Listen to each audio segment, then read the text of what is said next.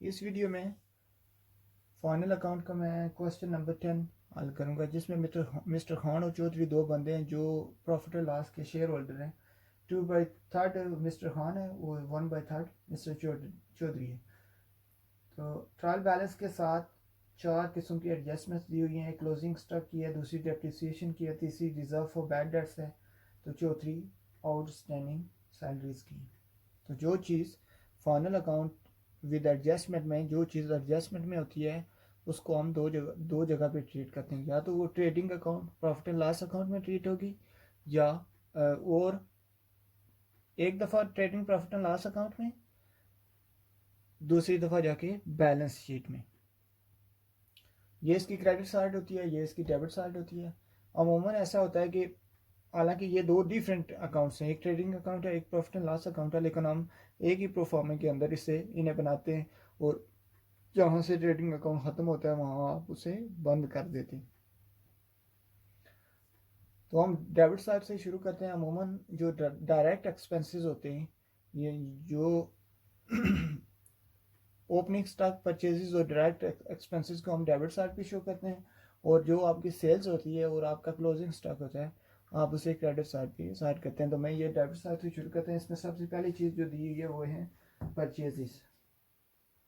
सबसे पहली चीज़ जो दी है वो है ओपनिंग स्टॉक। मैं यहाँ से शुरू करते हैं, टू ओपनिंग स्टॉक।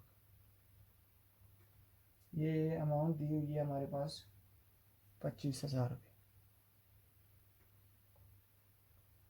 इसके बाद परचेजेस है,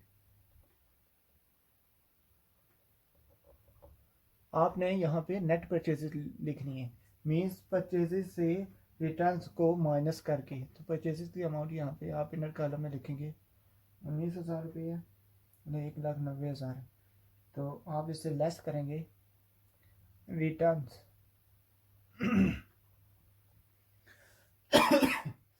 ये 1250 है। तो आपके पास जो नेट परचेजेस की अमाउंट आएगी वो 18,875 आ जाएगी, 750 आ जाएगी। तो इसके बाद आप अगर देखें तो कैरेज इनवर्ड्स है हमारे पास। ये हमारा डायरेक्ट एक्सपेंसेस है, जो हमने परचेजेस किए हैं या बिजनेस के लिए कोई चीज़ खरीदी है उस पर हमने किराया जो दिया है चीज़ को लाने के लिए। अगर कोई चीज़ हम बेचते हैं तो उस पर किराया जो लगता है वो कैरेज आउटवर्ड्स होता है, वो आपका इनडायरेक्ट एक्सपेंस में चला जाएगा। लेकिन ये टू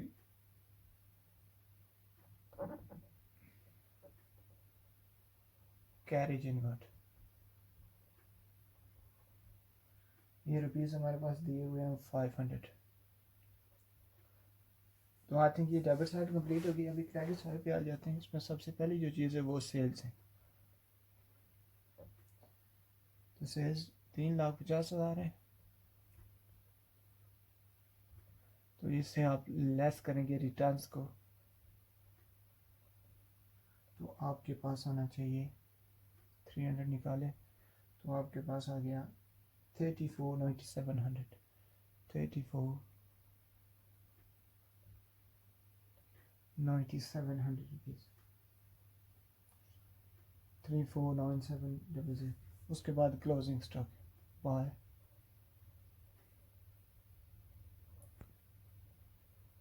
क्लोजिंग स्टॉक की अमाउंट है 3,500 रुपीज़। तो ये आपका ट्रेडिंग अकाउंट हो गया। यहाँ से आप बंद करेंगे इसे।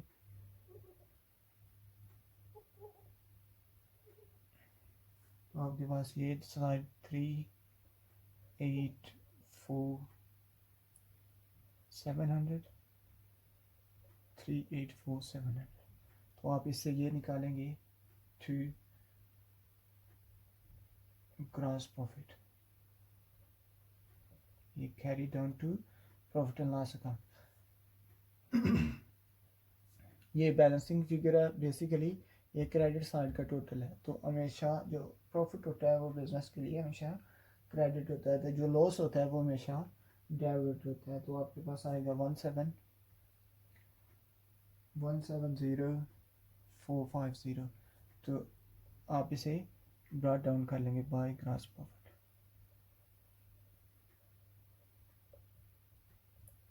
brought down from trading account. ये 17,050 आपके पास है। तो आप क्रेडिट साइड पे अगर और कोई आइटम है तो पहले वो आप देख लें कि हमें अमूमन जो प्रॉफिट एंड लॉस अकाउंट होता है उसकी जो क्रेडिट साइड होती है वो डेबिट साइड से उसके आइटम कम होते हैं। तो यहाँ पे डिस्काउंट रिसीव्ड है हमारे पास, बाय डिस्काउंट रिसीव्ड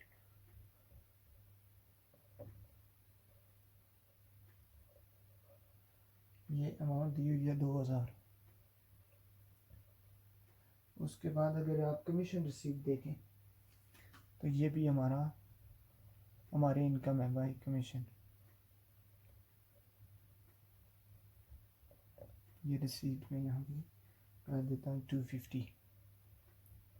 उसके बाद आप डेबिट साइड पे आ जाए। सबसे पहले जो चीज़ है वो सैलरीज है, टू सैलरी। तो आप लास्ट वाली एडजस्टमेंट अगर देखें तो उसमें आउटस्टैंडिंग ऐसी चीज़ जो हमने अभी देनी थी अभी तक दी नहीं। तो एक तरफ तो हमारा एक्सपेंस है, दूसरी तरफ हमारी लायबिलिटी भी है, वो 2 दफ़ा ट्रीट होगी। तो जो चीज़ 2 दफ़ा ट्रीट होगी उसके हल करने का ये तरीका है कि आप उस पर निशान लगा लें कि ये 2 दफ़ा ट्रीट होगी। बाकी जितनी भी चीज़ें वो 1 दफ़ा ट्रीट होंगी, लेकिन जो चीज़ एडजस्टमेंट में है वो उसे आप 2 दफ़ा एडजस्ट करेंगे। ये 10,000 रुपीज़ है प्लस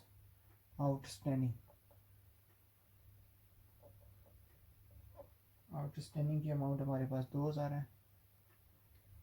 तो ये आपके पास 12,000 रुपया। उसके बाद अगर डिस्काउंट अलाउड, ये हमारा एक्सपेंस है डिस्काउंट अलाउड, ये रुपीज़ दिए हुए हैं 1200। उसके बाद कैरेज आउटवर्ड्स है, टू कैरेज जस्ट कैरी करनी है, आउटवर्ड्स करनी है आपकी मर्जी, 750 है। उसके बाद अगर आप देखें डेप्रिसिएशन पे आ जाते हैं एडजस्टमेंट में, टू डेप्रिसिएशन क्या है, ऑन प्लांट एंड मशीनरी पे 10% है, just on plant and machinery. तो प्लांट एंड मशीनरी कितनी है, 10%। आप ऐसा करेंगे टोटल अमाउंट जो प्लांट एंड मशीनरी की हमारे पास 50,000 रुपये, 50,000 मल्टीप्लाई बाय 10 डिवाइडेड बाय 100। तो जो अमाउंट आएगी आप इधर लिख देंगे। ये हमारे पास ये 0 5,000 आ गए। तो उसके बाद है provision for bad debt, to provision for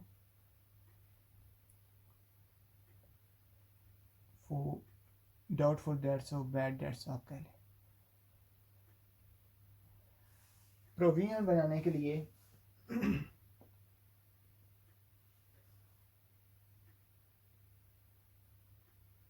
आप जो परसेंटेज दी हुई है वो आप सैलरी डेटर्स से उसे निकालेंगे। तो यहाँ पे हमारे पास सैलरी डेटर्स जो है वो हैं 38,500 मल्टीप्लाई बाय 5 बाय 100। ये 100 ये 0 से ख़त्म हो गया। तो ये आपके पास आना चाहिए 1925। तो जो अगर आप फार्मूला की मदद से हल करना चाहते हैं या उसे एडजस्ट करना चाहते हैं तो आप ऐसा करेंगे कि ये एक चीज़, ये अगर चारों चीज़ें हों तो 2 चीज़ें आपको एडजस्टमेंट में और 2 आपको ट्रायल बैलेंस से ढूंढनी पड़ेंगी। एक फार्मूला ये है कि bad debts plus further bad debts plus new reserve less करेंगे आप ओल्ड रिजर्व को। तो यहाँ पे आप अगर ट्रायल बैलेंस में देखें, ये जो 2 चीज़ें हैं ना ये आप एडजस्टमेंट में देखेंगे। ये जो 2 चीज़ें भी ये आप ट्रायल बैलेंस में देखेंगे। और जो एडजस्टमेंट में की आइटम्स हैं वो आपको 2 दफ़ा ट्रीट करना पड़ेंगे, जबकि जो ट्रायल बैलेंस के आइटम है वो आप एक ही दफ़ा में ट्रीट करेंगे। तो यहाँ पे हमारे पास बैड डेट्स दिए हुए हैं 250। फर्दर बैड डेट्स हमारे पास नहीं है। जो चीज़ नहीं होगी आप वहाँ पे ऐड अप नहीं करेंगे। तो इसके बाद हमारे पास ओल्ड रिज़र्व है, न्यू रिज़र्व है, सॉरी ये हमने अभी निकाला है 1925। तो अगर आप ट्रायल बैलेंस में देखें तो वहाँ पे रिजर्व फॉर बैड डेट्स दिया हुआ है 750 है ये। तो फॉर्मूला हमारा क्या कहता है कि bad debts plus further bad debts plus new reserve. तो हमारे पास फर्दर बैड डेट्स नहीं है, न्यू रिजर्व है। आप ऐड अप करेंगे लेस ओल्ड रिजर्व, आप माइनस कर देंगे तो आपके पास 1425 होना चाहिए। ये आप रफ करते हैं तब भी ठीक है, अगर आप ट्रायल बैलेंस के अंदर करते हैं तो तब भी ठीक है। ये 1425। लेकिन इसमें एक चीज़ आपने ध्यान में रखनी है, अगर आप ट्रायल बैलेंस के अंदर रफ मतलब कि आप टोटल में करेंगे तो जैसे कि मैंने ये फार्मूला लगाया तो आपको ये पता होगा कि ये जो चीज़ है ये सेंट्री डेटर से जाके लेस होगी। आपके जो सेंट्री डेटर्स हैं एसेट साइड पे वहाँ से जाके लेस होगी, लेकिन ये जो दो चीज़ें हैं ये इनकी एक दफ़ा आप ट्रीटमेंट करेंगे। तो ये आई थिंक आपकी profit and loss account clear हो गया। इसमें मिस्टर चौधरी का जो हिस्सा है प्रॉफिट में वो 2/3 है, तो खान प्रॉफिट 1/3 है, जबकि या मिस्टर खान का जो है वो 2/3 है। तो जो मिस्टर चौधरी है उसका 1/3 है। तो ये आप टोटल जब आप प्रॉफिट निकालेंगे सबसे पहले आपने ये साइड से इस साइड को माइनस करना है, तो आपके पास टोटल प्रॉफिट जो आएगा वो उससे आप ये इनका हिस्सा निकालेंगे। तो ये आप यहाँ कर लें मल्टीप्लाई बाय टोटल प्रॉफिट मेरे पास है 15 23 25 15 23 25। तो यहाँ से आप कर लेंगे ये, यहाँ से आप कर लें मल्टीप्लाई बाय 15 23 25। तो जो अमाउंट आएगी वो आप यहाँ पे लिख देंगे। तो एक हिस्सा आपके पास आ गया 10 15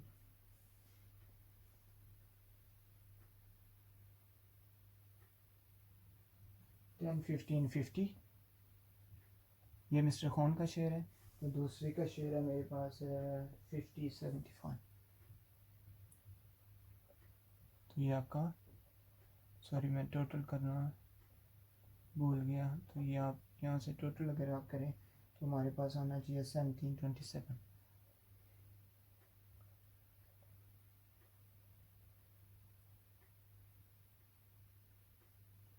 2700। तो ये आपका trading profit and loss account complete हो गया। तो मेरे पास जगह नहीं है तो मैं इसे आपने नोट डाउन कर लेना है। ये हमारा नेट प्रॉफिट है टोटल 15,000, ये मैं लिख लूँगा। और ये आपने ये चीज़ जस्ट जो एडजस्टमेंट है वो आपने बैलेंस शीट से रिजर्व करनी है। तो मैं यहाँ बैलेंस शीट ड्रॉ करता हूँ।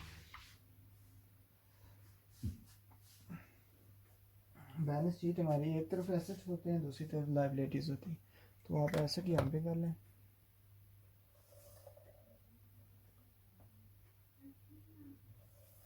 यहाँ पे कर लें, तो यहाँ पे आप लाइबिलिटीज़ कर लें सोनर इक्विटीज़।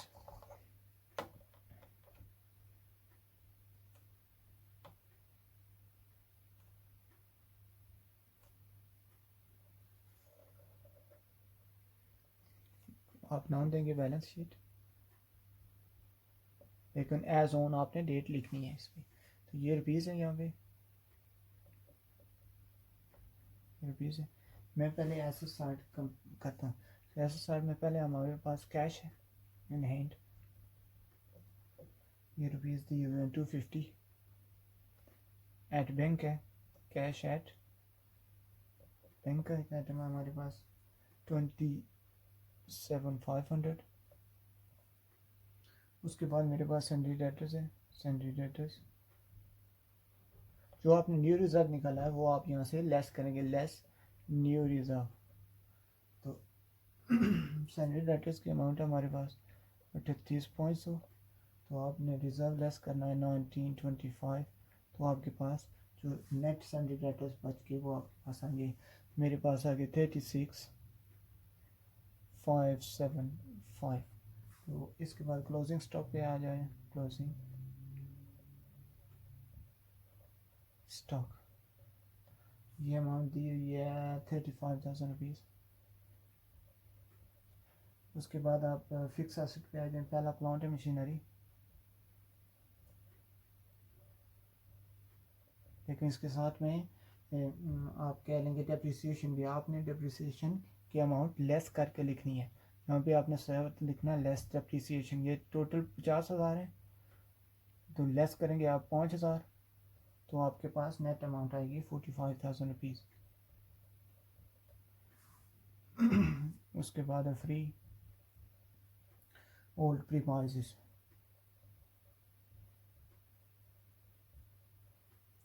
ये रुपीज़ हमारे पास दिए हुए हैं 7,500 रुपीज़। ये आपकी एडजस्टमेंट भी यहाँ पे होगी, तो ये आपका एसेट साइड जो है ये कंप्लीट है। आप यहाँ पे एसेट लिख सकते हैं, यहाँ पे लाइबिलिटीज लिख सकते हैं। तो मैं लाइबिलिटी साइड पे आता हूँ। सबसे पहले एसेंट्री क्रेडिटर्स, तो ये 2,000 रुपीज़ है। उसके बाद आउटस्टैंडिंग लाइबिलिटीज कर लें, आउटस्टैंडिंग सैलरीज थी हमारे पास, ये रुपीज़ 2,000 हैं। उसके बाद मैं कैपिटल पे आ जाता हूँ। ये असल में खान का कैपिटल इलादा है, तो उसने इलादा इलादा दिए और मैं पहले खान से शुरू करता हूँ। खान कैपिटल,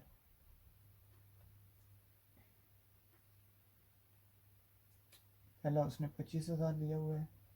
इसमें आप ऐड करेंगे net profit, add net profit, तो जो खान का हिस्सा है वो आप इसमें ऐड अप करेंगे। खान साहब का हिस्सा है 10, 15, 30, 10, 15, 30, तो ये जो खान का कैपिटल है वो आपके पास आ जाएगा 12,000, ये आ गया 12, 6, 5.0। तो उसके बाद चौधरी साहब है, उसका कैपिटल की अमाउंट दी हुई है 20,000 रुपीज़। तो उनका प्रॉफिट में शेयर जो है नेट प्रॉफिट 2/3 है, वो बनता है 5,775। तो आप टोटल कर लेंगे 2,000। तो ये आपकी एसेट साइड और लायबिलिटी साइड, एक सेकेंड में चेक करता हूँ कि बराबर हैं या नहीं। तो ये मेरे पास एसेट साइड आ गई 219325, तो ये भी आ गई 219025। तो ये आपके एसेट लायबिलिटी साइड इक्वल हो गई।